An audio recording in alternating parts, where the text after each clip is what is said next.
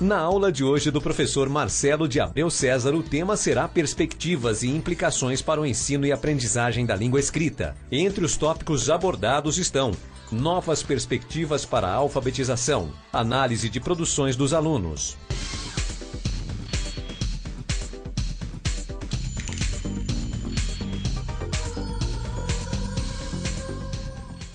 Olá, pessoal! Sejam bem-vindos à quinta aula da disciplina de alfabetização e letramento, a nossa última aula.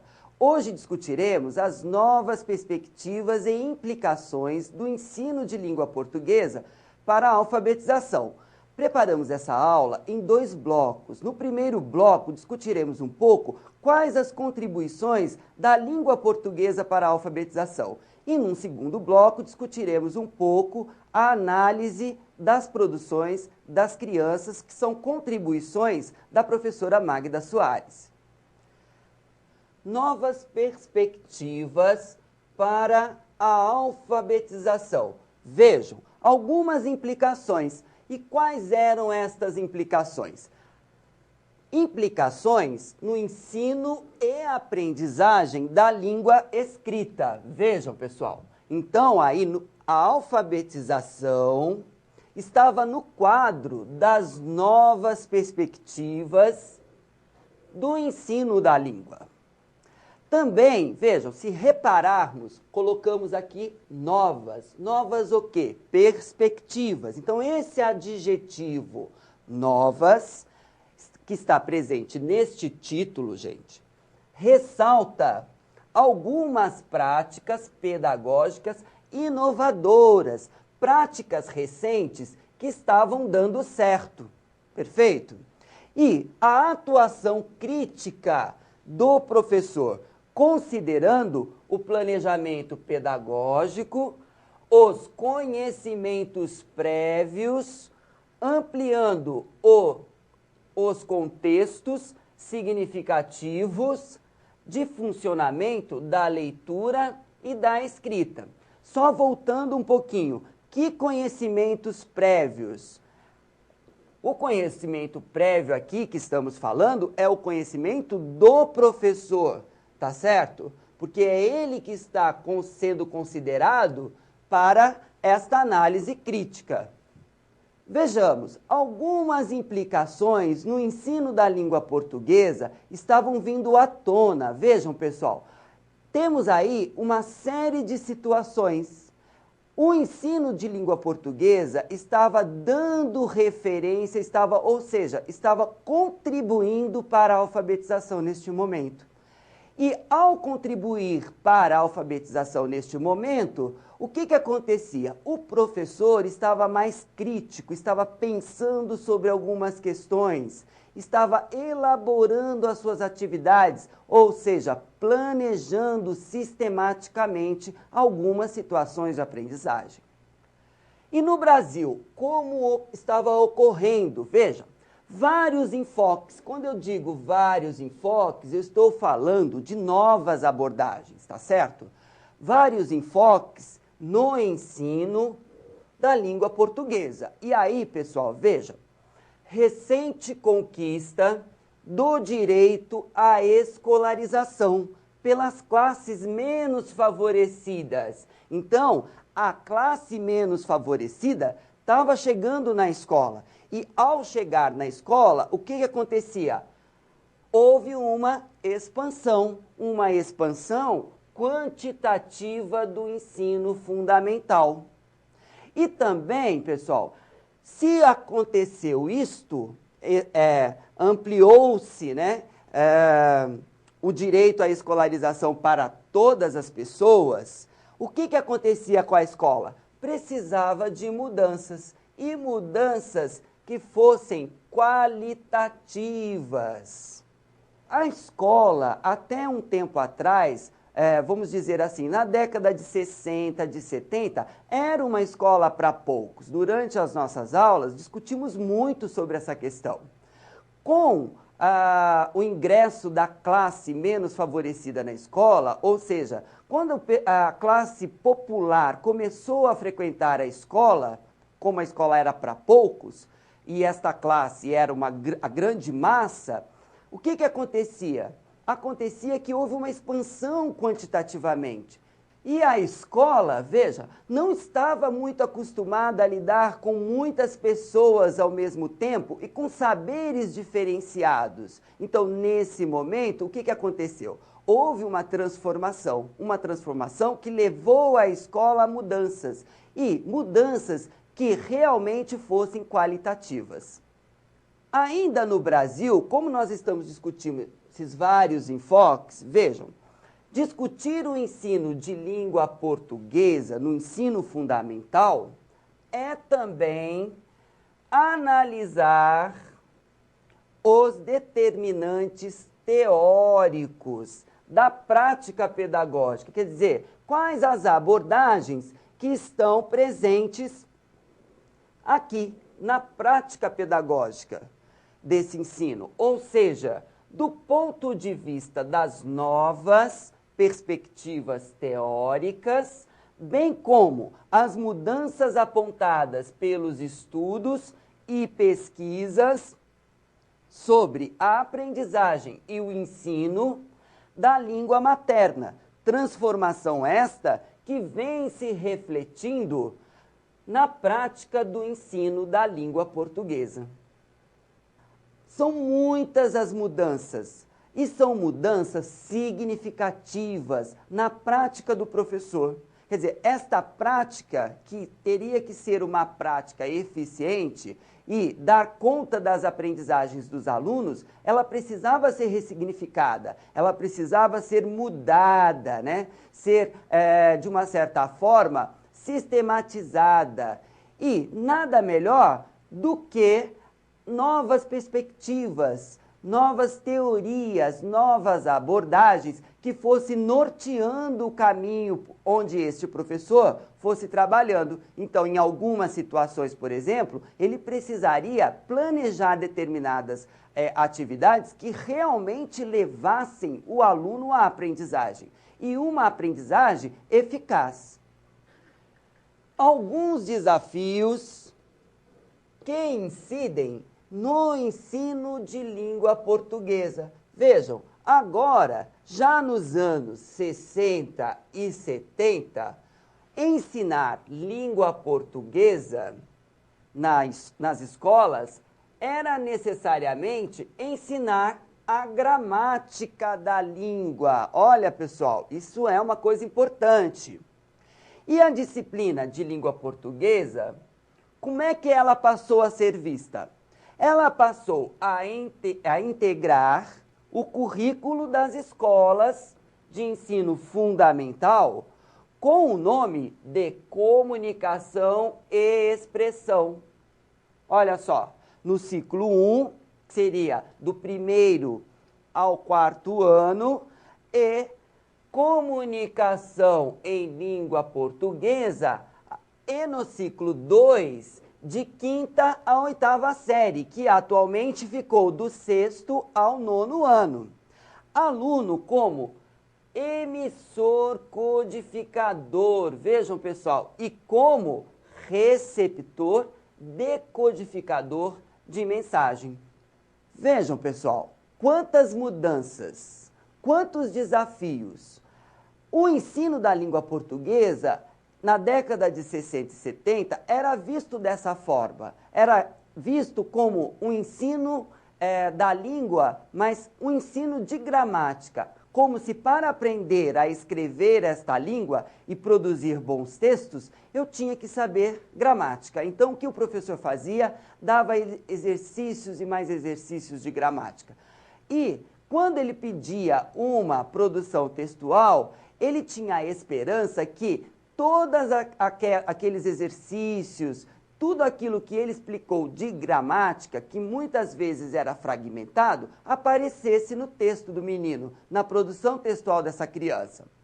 E, com isso, o ensino de língua portuguesa foi mudando. Veja, no ciclo 1, ele recebia o nome de comunicação e expressão. E no ciclo 2, também mudava, né? passava-se para o nome de comunicação em língua portuguesa. Vejam, pessoal, duas denominações praticamente diferentes.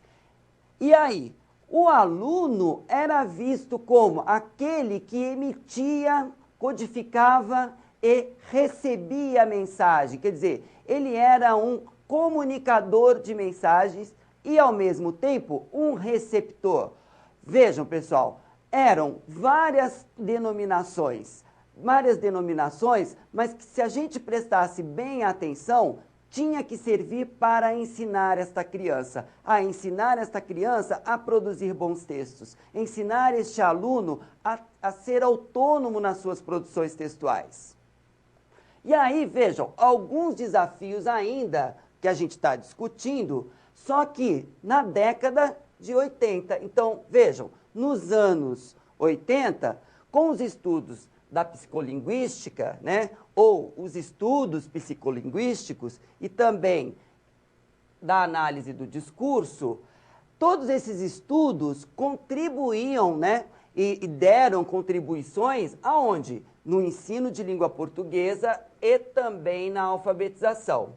Ok? Por quê? Porque aqui, olha, já estava começando aquele movimento do construtivismo, dos estudos da professora Emília Ferreiro, que estavam contribuindo aqui, ó, nos processos de alfabetização. Vejam, e também o processo de aquisição e desenvolvimento da língua materna, né?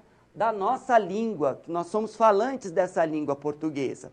E aí, no caso, o aluno, que é o nosso sujeito, era visto como aquele que constrói suas habilidades e conhecimento. Vejam, pessoal, no caso ele estava produzindo linguagem, tanto oral quanto escrita. Olha o foco, a mudança do foco. Antes, o ensino era um ensino gramatical, vamos dizer assim, né? Um ensino que era através da gramática. O professor ensinava a língua portuguesa ensinando gramática. Depois, na década de 80, a situação muda, né, com os estudos da professora Emília Ferreiro e também com a ajuda de outros estudos, como a análise do discurso, que são estudos da linguística. O sujeito passa a construir habilidades como produção textual, né?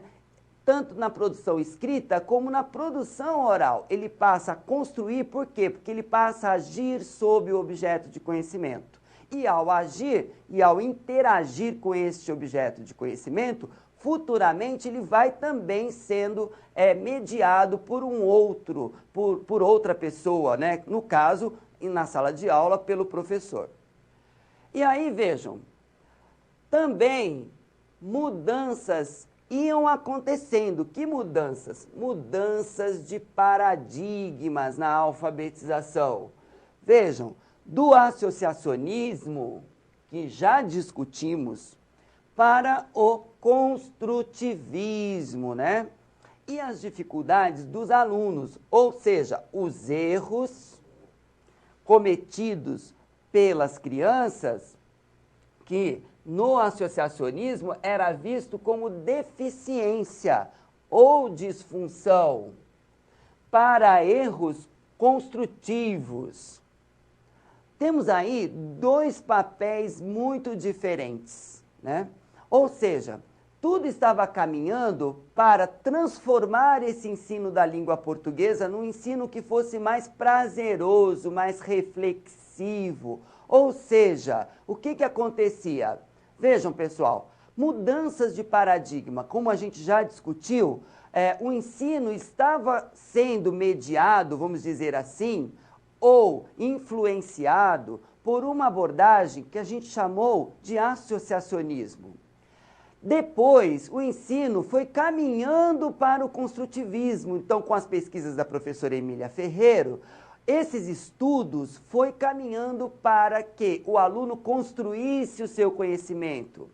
E aí, vejam, pessoal, como foi interessante. Por quê? Porque os erros que eram vistos na abordagem associacionista como deficiência, disfunção do aluno, passou a ser visto na abordagem construtivista como erros construtivos, ou seja, erros que fossem necessários para a aprendizagem dos alunos.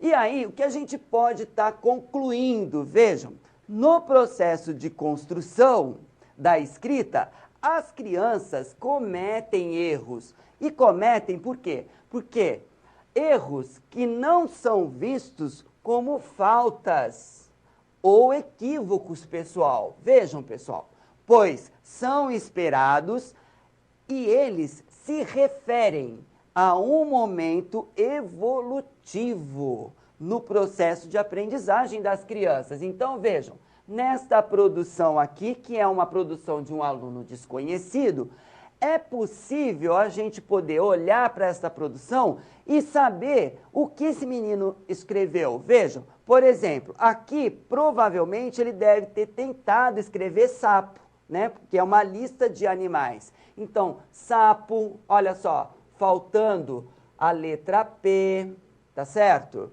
Borboleta, olha, faltando algumas letras, mas é possível ler borboleta.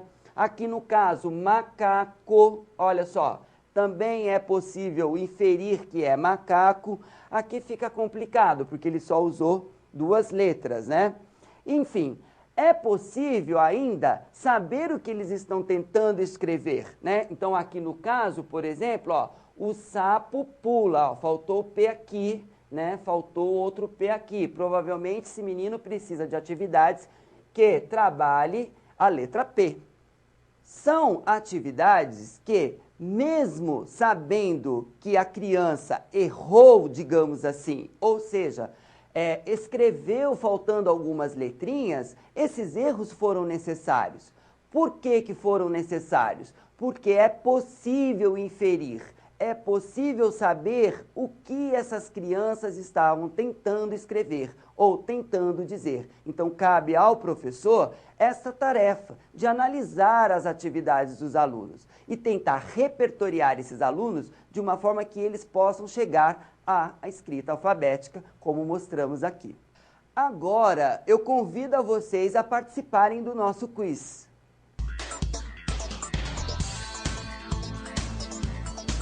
Os novos desafios da área de língua portuguesa e suas implicações para a alfabetização são: alternativa A, mudanças de paradigmas, a atuação interativa do sujeito e o papel do erro no processo de aquisição da língua escrita; alternativa B, atuação do professor, o papel da escola e apoio da família; alternativa C, ensino de gramática, métodos e avaliação; alternativa D, comunicação e expressão, projeto pedagógico e ensino da gramática normativa.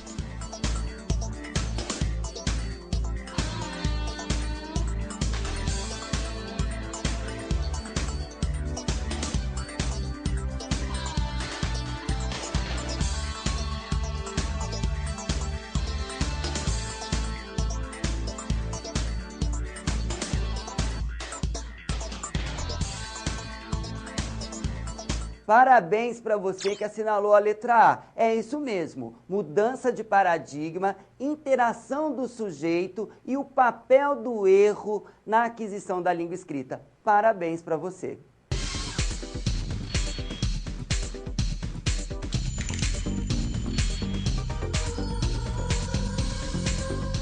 Neste segundo bloco, vamos discutir um pouco as produções das crianças. Na verdade, vamos analisar do ponto de vista linguístico as produções das crianças.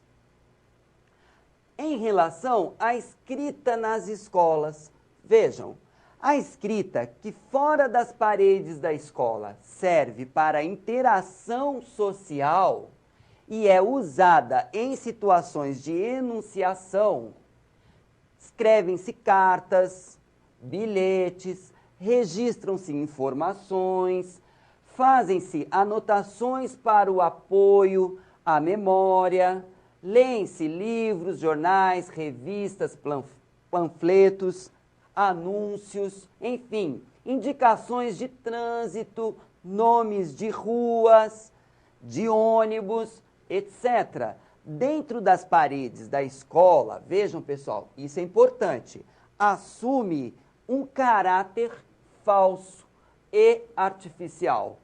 Descontextualiza-se e fazem-se redações ou composições, no caso é composições de texto, com uma função puramente escolar. Quem disse isso foi a professora Magda Soares.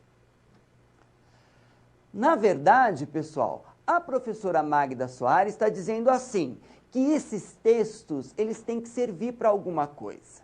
Quando a gente produz carta, quando a gente está escrevendo uma carta, esta carta tem uma função social. Então é importante que esses textos que sejam produzidos na escola sirvam para algo, sirvam para o aluno poder fazer uso dessa escrita. E o que ela diz? Ela diz que na escola poucos textos são de caráter social, ou seja, poucos textos que estão sendo produzidos, eles estão servindo mesmo para algo importante na vida do aluno, porque a maioria das produções são produções simplesmente para o aluno, por exemplo, ganhar nota, porque o aluno precisa entregar a produção para o professor, e na verdade, estas produções realmente têm que servir para que ele faça uso desta escrita no mundo social. E aí, vejam pessoal, algumas produções eu trouxe aqui para a gente poder olhar e discutir um pouco. Então, esta produção, que é a produção O Barquinho, né, que foi trazida pela professora Magda Soares. E aí, o que a gente pode estar observando? Olhem e observem nesta produção.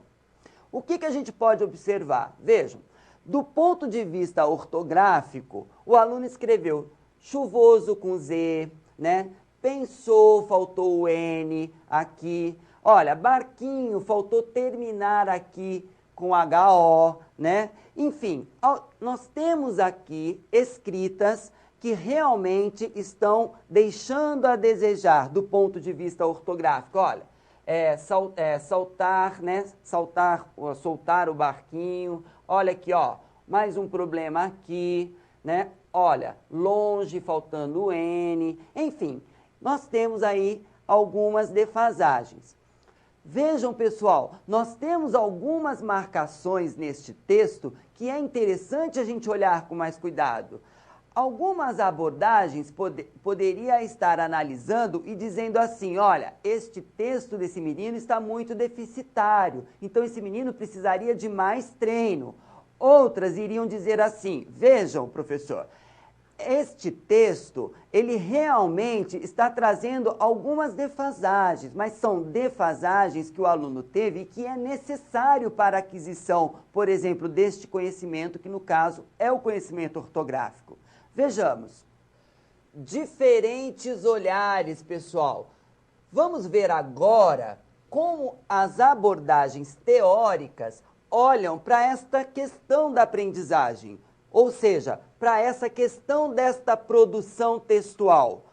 Vejamos, a abordagem associacionista, da qual a gente já vem comentando, já sabemos coisas sobre ela, diz assim, que os erros seriam muitos, olha pessoal, muitos, e necessitaria de um treinamento. Olha só, exemplo, nas palavras chuvoso, pensar, quando, disse, soltar, longe, agarrou e etc. Ou seja, o que ela está querendo dizer? Que tem algumas palavras que deveriam ser trabalhadas. Já na abordagem construtivista, aquela proposta pelos estudos da professora Emília Ferreiro diz assim, que os erros seriam indícios de que estaria, ou seja, de que o aluno, no caso aqui, o aluno, tudo bem? O aluno estaria construindo as correspondências entre o sistema fonológico e ortográfico. E aí ela diz assim, ó, que alguns erros são erros construtivos. Por quê? Porque o aluno tem dificuldade na natureza nasal. Então, ele troca algumas letrinhas, omite outras. E aí, vejam, se ele tem problemas com a natureza nasal, ele está adquirindo ainda essa natureza. E ele está também adquirindo o conceito de escrita alfabética. Então, veja, o conceito de escrita alfabética está relacionado com esta questão da nasalização, ok? E aí, vejam, isso tudo resulta em quê? Em erros que são construtivos. Vejam, pessoal, temos aí duas abordagens de naturezas distintas. Vejam, na abordagem associacionista, ela diz assim, que a produção de escrita desta criança está com alguma defasagem, ou seja, está com muitas defasagens. E aí, o que necessitaria? Necessitaria que esta criança fosse reforçada, ou seja, que esta criança fosse treinada com estas palavras para que ela não pudesse mais errar. Já na abordagem construtivista, diz assim, que a criança, ela errou, por quê? Porque aqueles erros são indícios de que ela está construindo saberes, construindo conhecimento. E, por exemplo, alguns indícios são a nasalização, a omissão de letras, a construção do sistema alfabético, e todos estes erros são erros construtivos. Vamos analisar agora as produções das crianças. Por exemplo, vejam, esta produção de texto. O que podemos observar numa produção de texto como esta, por exemplo? Olhem e observem. Esta é uma boa produção textual do ponto de vista linguístico? O que é que vocês devem estar pensando? Vejam. Aqui eu tenho um desenho, certo? E embaixo eu tenho um texto desse desenho. E o texto geralmente está relacionado com este desenho, não é, pessoal? Então, o gato e a menina. Veja o gato. O gato é o Gugu. Gugu gosta de leite. A menina dá água ao Gugu. Gugu não gosta de água. Gugu é sabido. A menina é a Fifi. A menina gosta do Gugu. Também é uma produção de texto trazida pela professora Magda Soares. O que vocês puderam estar observando nesta produção? Será que vocês tiveram a mesma impressão que eu? Quer dizer, nós olhamos para esta produção e tudo aquilo que foi escrito neste texto não estava dizendo nada para a gente. Para mim, não disse nada. Parece frases desconectadas, né? Olha, veja o Gugu é da Fifi, nem parece um texto coeso. Por que será que isso acontece? Na escola, a prática de produção de texto ainda acaba centrando-se em modelos. Vejam, pessoal, do tipo, é comum pedir aos alunos que escrevam a partir de um desenho e que usem as palavras treinadas. O resultado é que a maioria da classe acabe produzindo textos semelhantes, como os textos da cartilha, olha só, que se estruturam a partir de orações sem unidade temática, sem coerência e coesão. A produção de texto mostrada anteriormente, por exemplo, é uma dessas produções, a partir de um desenho. Vejam, pessoal, uma outra produção aqui, ó, né? Até a professora escreveu, que linda, vejam. Olha só, é uma composição, a escola.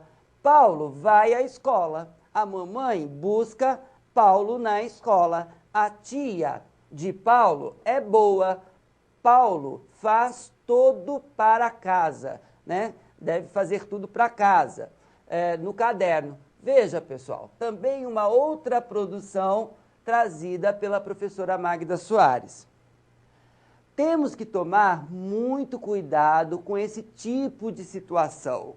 Vejam, são textos que não dizem coisas conectadas, são frases todas desconectadas, sem coesão. São textos que não nos informam grandes coisas. Isso é um problema. E aí que entra o papel do professor. Este profissional que planeja atividades e atividades que favoreçam a aprendizagem desse aluno. Vejam, como que a gente pode estar fazendo com que esse menino avance na sua produção textual? É uma coisa importante da gente estar pensando.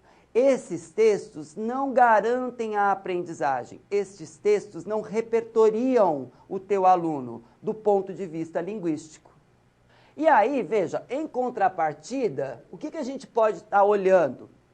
O que podemos, por exemplo, observar quando os alunos são expostos em situações de produção espontânea, desde a fase da alfabetização? Vejam, aqui eu tenho um outro texto, só que a criança foi exposta a uma produção espontânea. E aí, olha, o texto diz assim: a Lulu. A Lulu é uma cachorra, ainda está faltando assim alguns aspectos ortográficos. Levada, ela deixa eu ver aqui. Eu acho que cabe correr muito, alguma coisa assim. E late muito, a gente... Veja, tem alguns problemas que fica difícil da gente analisar rapidamente, né?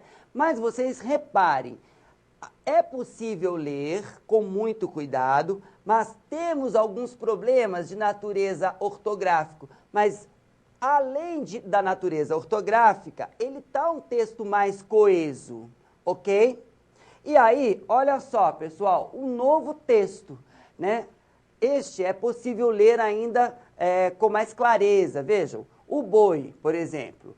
Um dia eu viajei para uma fazenda. Lá tinha um boi, eu estava com um short vermelho, eu fiquei com medo. E aí, o que aconteceu aqui? A minha blusa não era vermelha. Eu tampei tampei a minha calça, com certeza, né? A blusa, e a minha mãe riu. Vejam, é lógico que são textos de crianças que estão na fase inicial da alfabetização. Então, o que a gente pode estar dizendo? Que, em suma, cabe lembrar que a escola, que não basta apenas enfatizar a aprendizagem dos aspectos convencionais gráficos da escrita, mas que haja avanços na etapa inicial do acesso à língua escrita e também nas condições de leitura e produção de textos na escola. Assim, ela favorece o convívio da criança. Quando eu digo ela, eu estou me referindo à escola, tá certo? Com as regras discursivas do texto escrito, possibilitando-a construir seu próprio conhecimento e a fazer uso delas. Quando você permite que as crianças possam estar construindo seus próprios textos, a escola está fazendo tudo isso, não só ensinando os aspectos gráficos da escrita, ensinando a criança, por exemplo, a escrita alfabética, mas está fazendo com que ela faça uso dessa escrita, escrita em contexto letrado. Isso a gente está discutindo o tempo todo. Nós estamos o tempo todo falando, olha, é preciso que essas crianças escrevam, e escrevam bons textos. É preciso que esses textos possam circular no mundo aí fora, né? Que ultrapassem os muros da escola e não fique só dentro da sala de aula. São textos informativos, são cartas, e eles têm uma função social. Então é muito importante que esses textos tenham aspectos coesos, tenham coerência, não tenham muitas repetições, e que esses meninos possam sempre enriquecer o texto deles, né, com outros aspectos da língua portuguesa. ensinando leitura na escola. Vejam, pessoal, para produzir bons textos, é preciso que o nosso aluno faça uso da leitura, né? E fazer uso da leitura também é aprender estratégias de leitura. E estas estratégias se ensinam, ok? Então, vejam, estratégias de seleção é uma delas. E esta estratégia permite que o leitor se atenha apenas aos índices úteis. Então, por exemplo, pessoal, quando a gente pega um jornal e a gente olha a manchete do jornal, nós estamos utilizando de uma estratégia de seleção. Por quê? Porque nós desprezamos os aspectos que são irrelevantes do texto. Talvez o texto não me chame a atenção. Eu li lá, não me interessei pelo texto, então eu estou desprezando, mas eu usei desta estratégia, ok? A estratégia de antecipação diz assim: tornam possível prever o que ainda está por vir. Então, o professor usa muito, né? Quando ele está lendo uma historinha, ele diz assim para a criança: e agora? O que é que vem depois? E a criança fala. Com base em informações explícitas e em suposições. Se a linguagem não for muito rebuscada, né? E o conteúdo não for muito novo, nem muito difícil, aqui no sentido de ser muito complexo, é possível eliminar letras em cada uma das palavras escritas em um texto e até mesmo uma palavra a cada 5 outras. Vejam, pessoal, sem que a falta de informações prejudique a compreensão. Lembra daqueles textos que vinham lacunados? Lembra? Faltando algumas partes das palavras? Então, os alunos tinham que usar o quê? Estratégias de antecipação, ok? Estratégias de inferência. Vejam, pessoal, permitem captar o que não está dito no texto de forma explícita. A inferência é aquilo que lemos, olha só, que lemos, mas não está escrito. O texto contribui decisivamente para a interpretação do texto e, com frequência, até mesmo para inferir a intenção do autor. Então, inferência, né? Fazemos inferências. Na verdade, estamos tentando compreender aquilo que estamos lendo. E as estratégias de verificação, por exemplo, tornam possível o controle e eficácia ou não das demais estratégias, permitindo confirmar ou não as especulações realizadas. Esse tipo de checagem, para confirmar ou não, a compreensão é inerente à leitura, ok? Então, essas estratégias são muito usadas no processo de leitura. Por exemplo, quando a criança está adquirindo código linguístico, o que o professor faz? Usa muito dessas estratégias. E usa estratégias de verificação, ou seja, os alunos começam a buscar elementos na palavra, elementos que são importantes no seu processo de aquisição da linguagem. E aí, o que eles começam a fazer? A analisar. Então, quais são os elementos? Começa com que letra, termina com que letra? E quais são os elementos internos, ou seja, mais para dentro da palavra?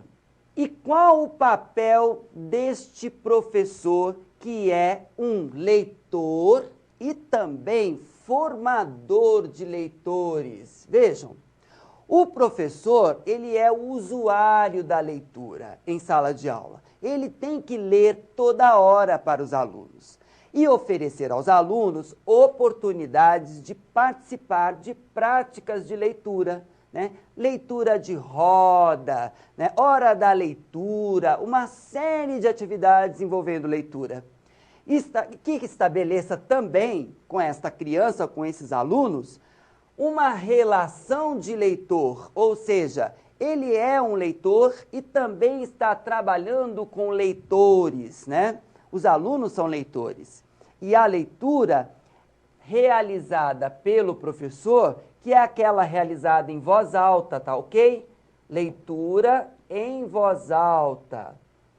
Cria diversas situações de leitura. Então, esse professor que lê em voz alta, ele lê com emoção, ele lê com suspense, ele lê com curiosidade, fazendo as crianças ficarem curiosas. E também ele pode ler com diversão, as crianças dão risadas e etc.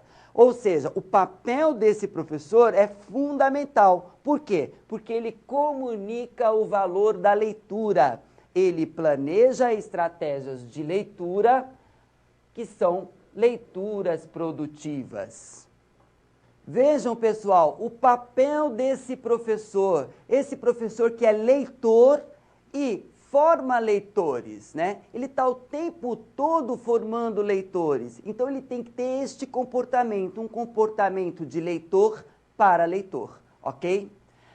Bom, chegamos ao final de mais uma aula, ou seja, da nossa última aula. Não esqueçam de acessar a plataforma. Gostaria de lembrá-los que tirem as suas dúvidas, me mandem perguntas, estarei pronto a responder. Numa próxima vez, nos encontramos. Até a próxima!